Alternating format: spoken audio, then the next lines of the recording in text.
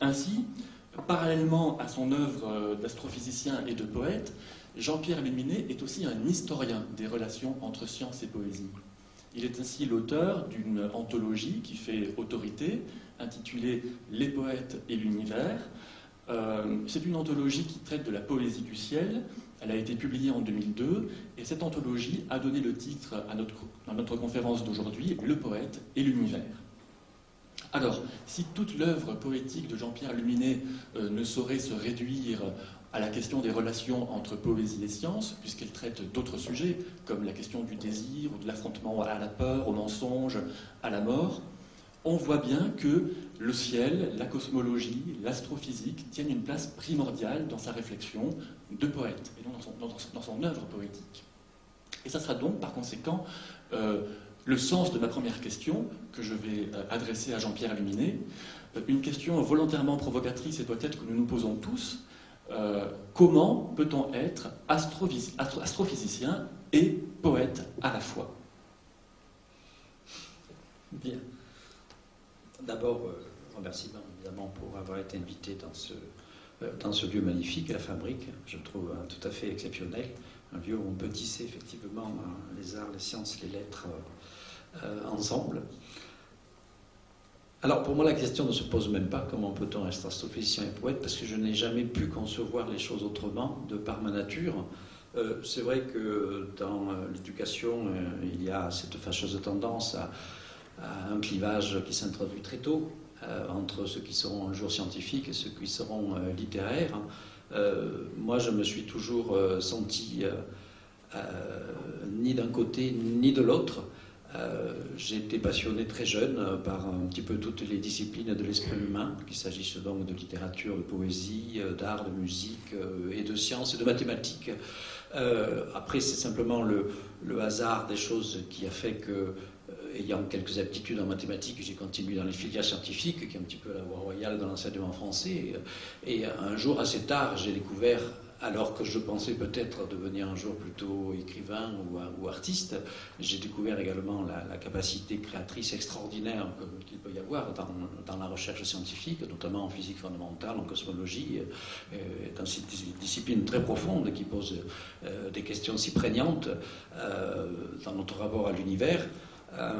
Mais donc je ne me suis jamais vraiment posé la question d'être ou l'un ou l'autre. Donc j'ai commencé à écrire dès mon plus jeune âge, comme la plupart d'entre nous, écrire des petits poèmes, dans des petits cahiers, ce genre de choses. Et pendant toute mon adolescence, tout en suivant, je répète, les filières scientifiques dans le cursus scolaire, lycéen puis universitaire, j'ai toujours en fait pratiqué l'écriture.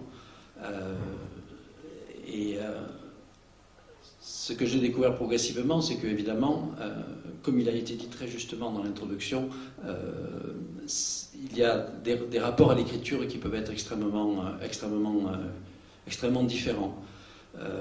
Le rapport que l'on a à l'écriture lorsque l'on écrit un poème, ou lorsqu'on écrit un roman, ou lorsqu'on écrit un essai scientifique, sont des rapports complètement différents. Les états mentaux sont complètement différents. Et il y a aussi un aspect qui a été justement mentionné, et qu'en général on ignore, c'est que quand on est un chercheur scientifique, on a aussi un rapport à l'écriture très particulier dans nos publications à caractère extrêmement spécialisé, que l'on publie en plus généralement, en tout cas dans les sciences dites dures, que l'on publie en plus dans notre langue qui n'est pas notre langue maternelle. Enfin, je parle évidemment de la France, et nous publions en anglais. Et donc c'est une écriture très spécifique, il se doit d'être extrêmement précise. Et donc quand on comptabilise un petit peu la somme des écrits que l'on peut faire, c'est vrai qu'à côté de mes très nombreux, peut-être trop nombreux ouvrages, romans, essais, etc., poèmes, il y a sans doute au moins autant de textes en volume, en épaisseur, de textes purement scientifiques qui ne peuvent être lus que par une trentaine ou une cinquantaine de personnes dans le monde. Mais je pense surtout que c'est très intéressant justement ces formes et ces rapports d'écriture extrêmement différents et ces états mentaux différents pour exprimer des choses différentes. Voilà. Donc pour exprimer par exemple notre tentative de compréhension de l'univers physique, Bon, donc il y a le langage soit technique spécialisé de la publication, soit le langage un peu plus vulgarisé dans lequel on peut également soigner la forme, que j'essaie de mettre dans mes essais de culture scientifique. Et puis après, les autres formes littéraires permettent de sonder d'autres aspects du cosmos. J'aime bien citer cette phrase de Bachelard qui parlait du double univers du cosmos et de l'âme humaine, enfin les profondeurs du cosmos et de l'âme humaine. Pour moi, justement, le langage poétique, c'est évidemment un langage qui explore davantage le cosmos intérieur, mais avec évidemment des images pouvant faire appel à des termes venant du cosmos extérieur. Alors, vous parlez de deux états mentaux. Et, Plusieurs même, plus de deux, mais bon, oui. Et dans un de vos recueils, vous dites que la cosmologie favorise la rêverie. Et j'aimerais peut-être essayer d'inverser les rapports. Et en quoi est-ce que la rêverie poétique ou l'imagination poétique pourrait éventuellement favoriser votre état mental d'astrophysicien?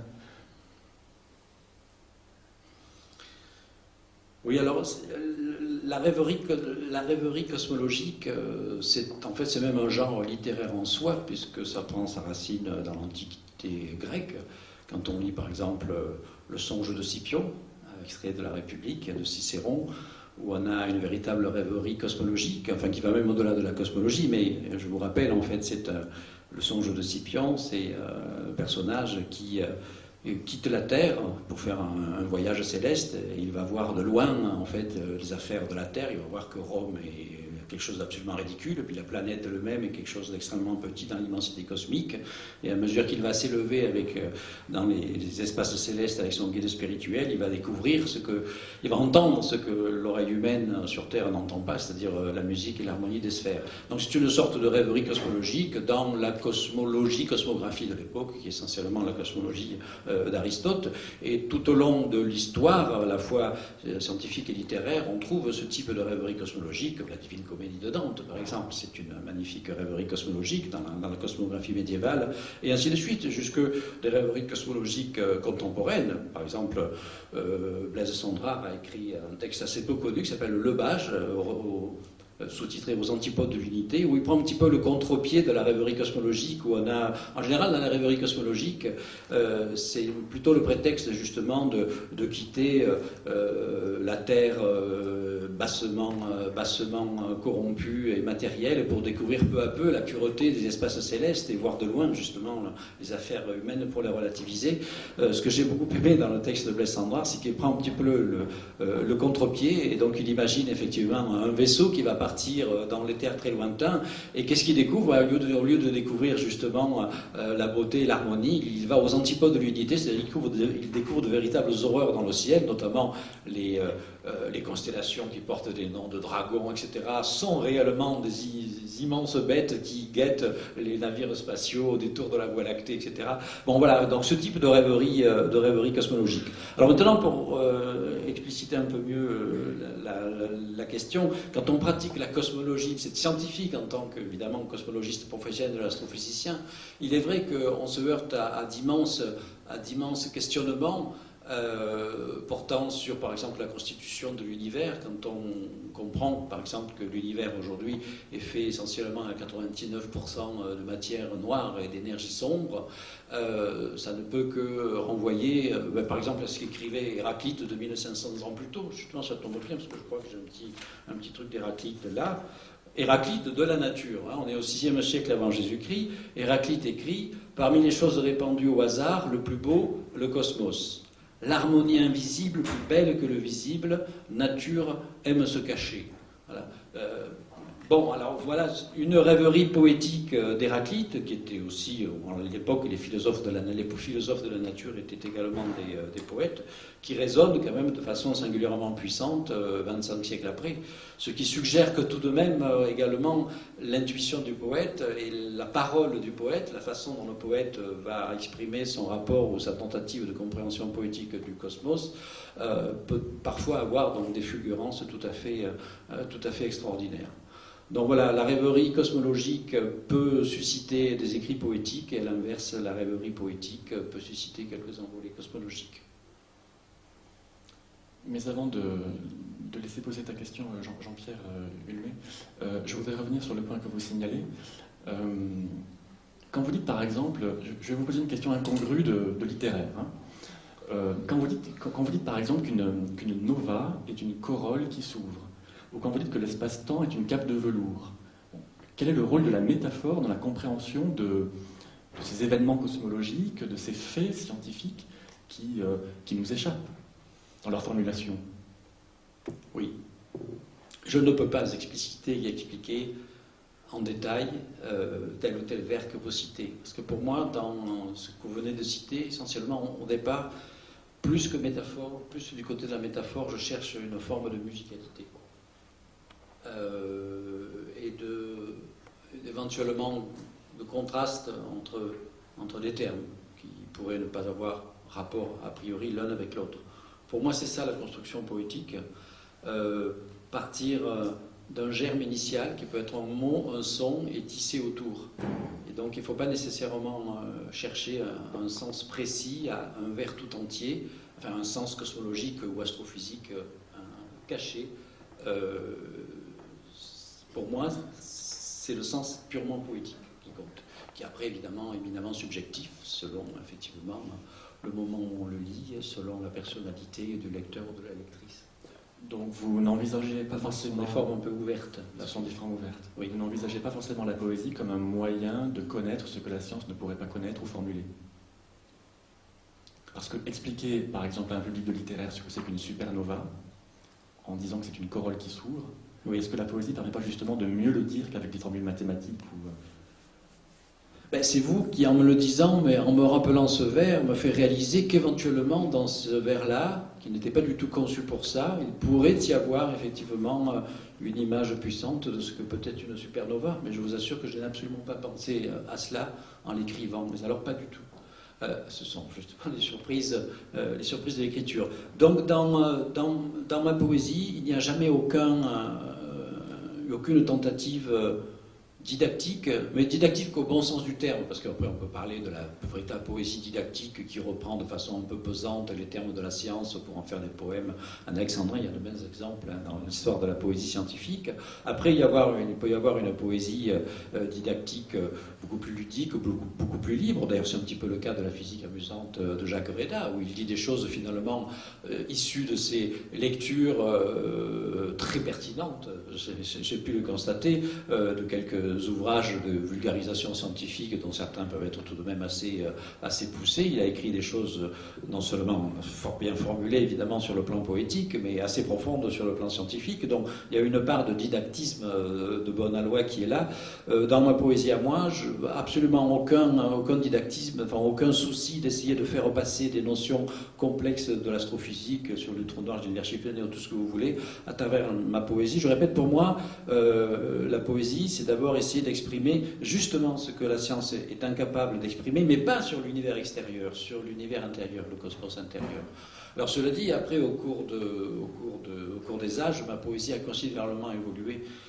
Pour tout avouer, jusqu'à la fin des années 2000, j'ai été un peu quand même schizophrène en tout cas, une séparation complète entre mes activités poétiques qui restaient extrêmement confidentielles, même si je publiais, et mes activités de chercheur. Je ne faisais aucun mélange, et les premiers recueils que vous avez cités de cette époque contenaient extrêmement peu de métaphores venant du ciel.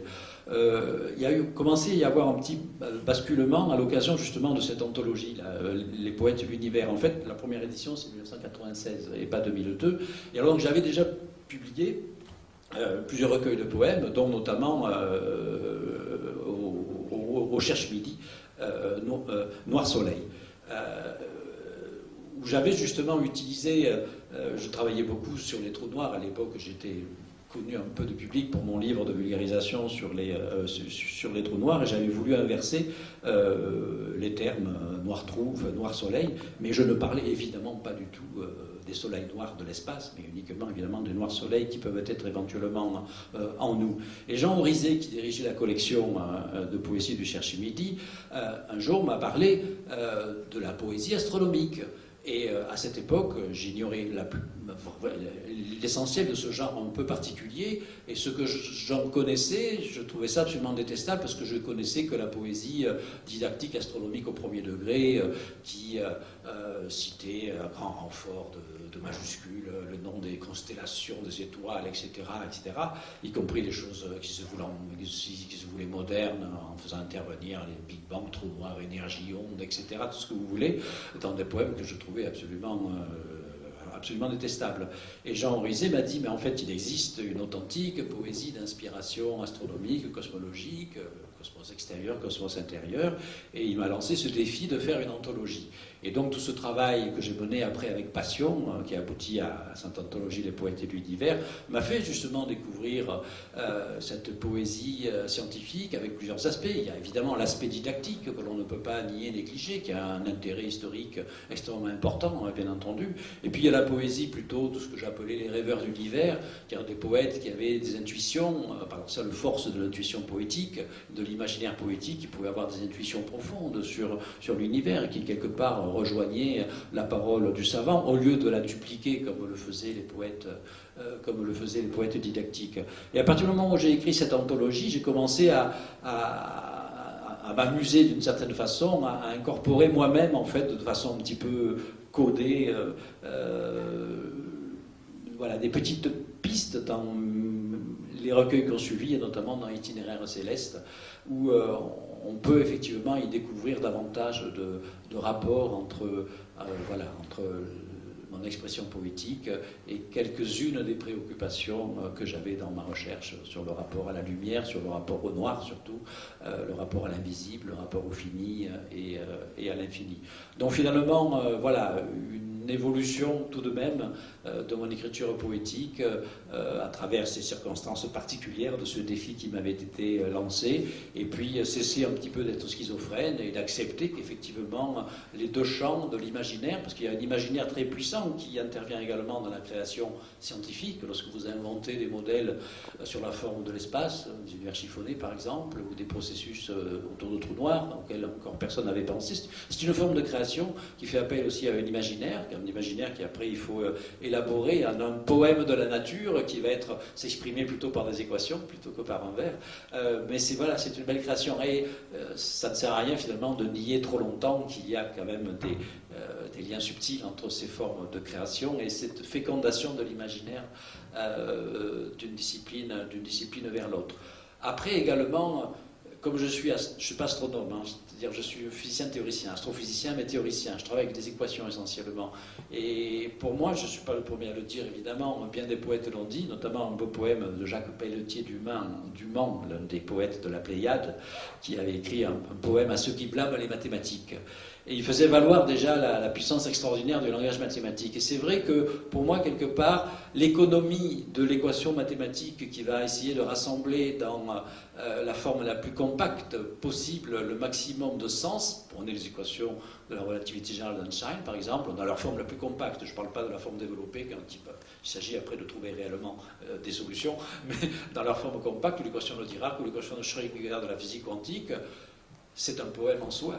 C'est un poème symbolique, mais c'est un extraordinaire poème qui contient des univers tout entiers.